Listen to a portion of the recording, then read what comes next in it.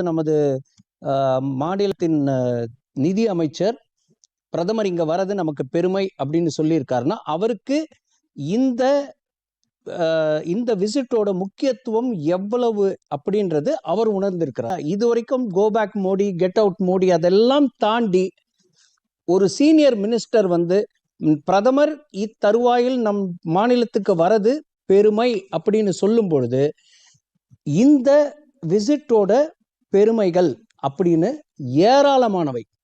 அதாவது 2 விஷயத்துக்காக வரார்.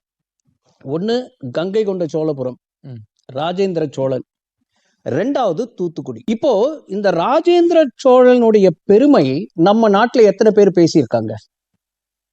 அதாவது கடல் தாண்டி இன்னைக்கு நீங்க இங்க இருந்து இந்தோனேஷியா போகணும்னா 40 நாள் 45 நாள் ஆகும். ஷிப்ல அதிவேகமாக செல்லக்கூடிய கப்பல்ல அன்னைக்கு பாய்மரத்தை கட்டிக்கிட்டு அவ்வளவு தூரம் இந்தோனேஷியால போய் பேங்காக்ல போய் நம்ம நாட்டோட கலாச்சாரத்தை அங்க பரப்பி நம்ம நாட்டுல இருக்க தெய்வங்களை அங்க கொண்டு போய் பிரதிஷ்டை பண்ணி கோவில் கட்டி இவ்வளவு பெருமைகள் சேர்த்து நம்ம வணிக தொடர்பு மற்றும் கலாச்சாரத்தை பன்னாட்டு மையமாக்கி அந்த பெருமையை எத்தனை பேர் பேசி இருக்கிறாங்க, எத்தனை பேர் அதை பரப்பி இருக்கிறாங்க.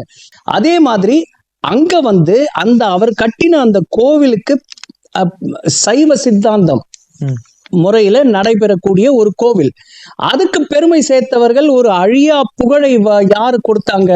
63 நாயன்மார்கள். அவரோட பெருமையை பத்தியும் பேச போறார். சோ இவ்வளவு கலை, கலாச்சாரம், தெய்வீகம் எல்லாம் ஒரு பக்கம் இருக்கும் பொழுது தூத்துக்குடியோட இந்த விசிட் ஆனது அதனுடைய முக்கியத்துவம் கண்டிப்பாக மக்கள்